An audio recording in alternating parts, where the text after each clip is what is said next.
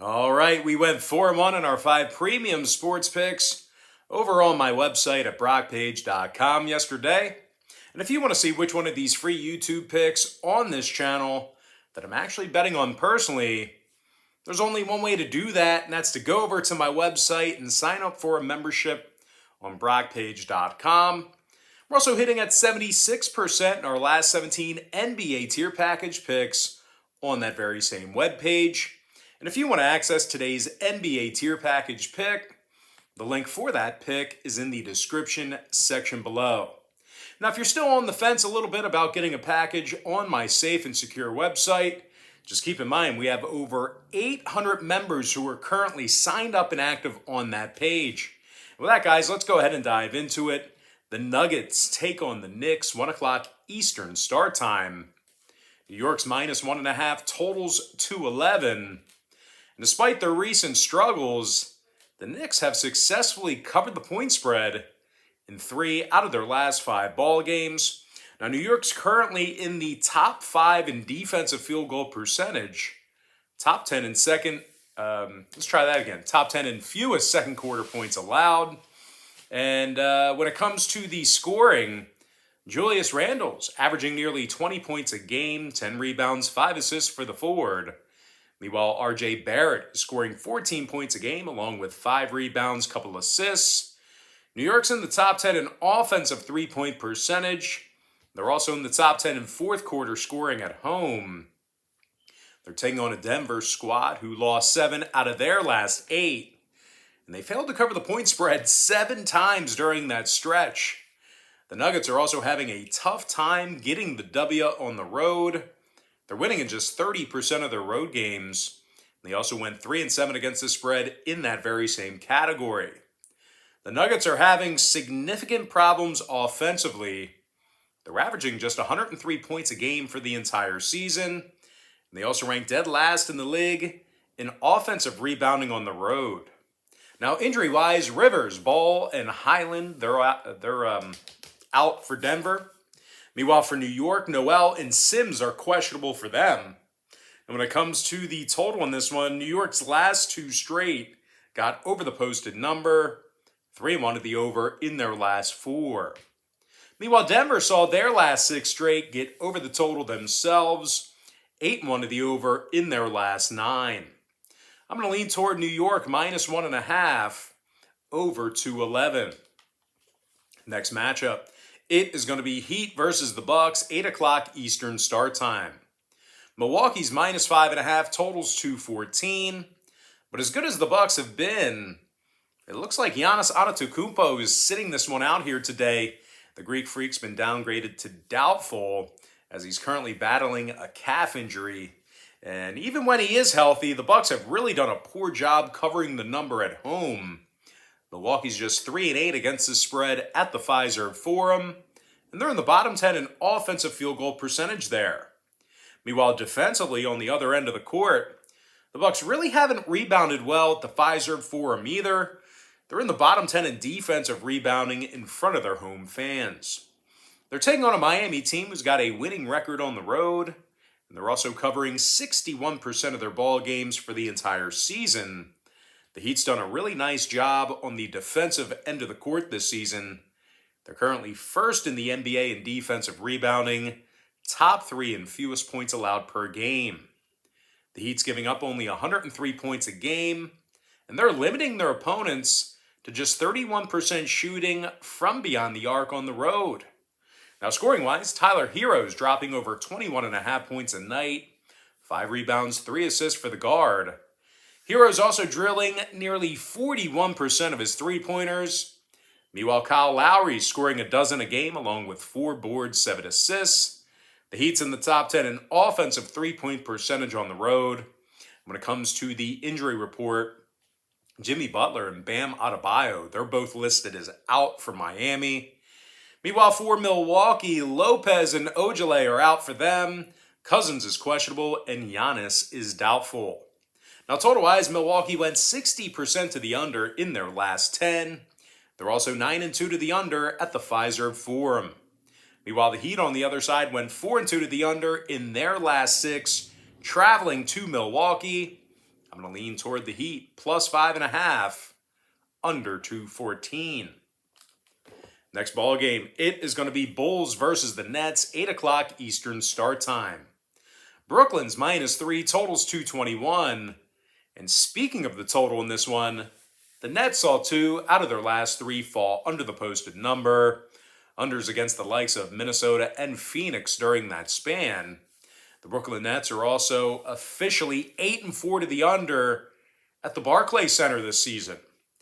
Meanwhile, the Bulls on the other side of things, well, they went 5-0 to the under in their last 5 meetings with Brooklyn. So if you're into historical trends, certainly think about that one. Chicago's also 11-4 to the under in their last 15 contests against an Atlantic Division opponent. Of course, that dates back to last season, another historical trend there. And when it comes to selecting a winner in this one, this game's being featured as my NBA tier package pick on BrockPage.com. So if you want to see whether I'm taking the Bulls plus the points, or if I like the Nets laying the 3 at home, there's only one way to find out, and that's to sign up for my NBA tier package picks using the link in the description section below. But as far as a free pick goes for this contest, I'm going to lean toward the under 221 in that game. Next matchup, it is going to be Spurs versus the Warriors, 8:30 Eastern tip-off. Golden State's -9.5, totals 219. The Warriors won 8 out of their last 9 ball games, 8-1 against the spread during that stretch.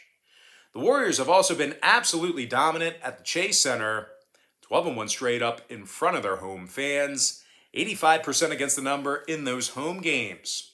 Steph Curry scoring over 27.5 points a game, 5 rebounds, 6.5 assists for Steph. Curry's also drilling 42% of his three-pointers. Meanwhile, Andrew Wiggins is dropping almost 19 a night himself, along with 4 rebounds. The Warriors are in the top 3 in scoring, top 3 in shooting the 3-ball. Meanwhile, defensively, Golden State allows fewer points per contest on average than any other team in the NBA. They're giving up just 99 points a game. They're holding their opponents to only 40% shooting from the field at home. They're taking on a Spurs team who lost 6 out of their last 9. And they play their worst basketball away from home. San Antonio is winning just 30% of their road games, and they're scoring only 101 points a game in those road contests. The Spurs are also shooting just 31% from 3-land when traveling. And speaking of three-pointers, the Spurs are also in the bottom 10 defensively in guarding the 3-ball. Now, injury-wise, Collins is still out. Vassell and Bates-Diop are doubtful. Meanwhile, for Golden State, Iguodala is questionable for today's game. Now, when it comes to the number in this one, the Warriors saw their last 5 straight all fall under the posted total. Golden State's also 80% to the under in their last 10. Meanwhile, San Antonio saw their last 3 straight fall under the line themselves, 5-2 to the under in their last 7. I'm going to lean toward Golden State -9.5, under 219. Next contest, Grizzlies, Mavericks, 8:30 p.m. Eastern start time. Dallas is -6, totals 219.5. And despite their recent struggles, the Mavs do play their best basketball at home. They've got a .600 win percentage at the American Airlines Arena this year. They're also in the top 10 defensively in fewest fourth quarter points allowed. Now, scoring-wise, Luka Doncic is averaging over 25 points a game, 8 rebounds, 8.5 assists for Luka. Meanwhile, Kristaps Porzingis is scoring nearly 20 points a night himself, along with 8 boards. They're taking on a Memphis team who still has a losing record on the road, despite their recent success. The Grizzlies have really struggled defensively this season.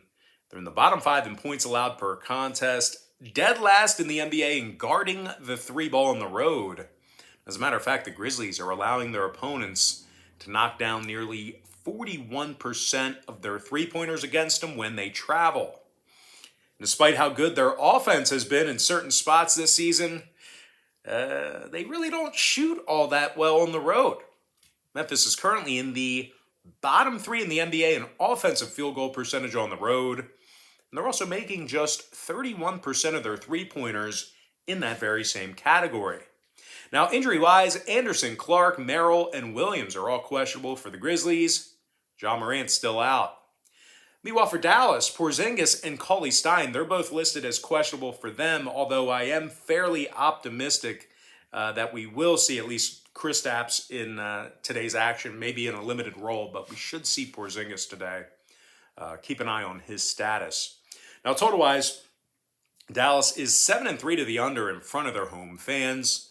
They're also 62% to the under for the entire season at any location. Meanwhile, the Grizzlies are 5-4 to the under in all of their road games. I'm going to lean toward Dallas -6, under 219.5. Next game, Clippers, Kings, 10 o'clock East. Sacramento's -1, totals 218.5.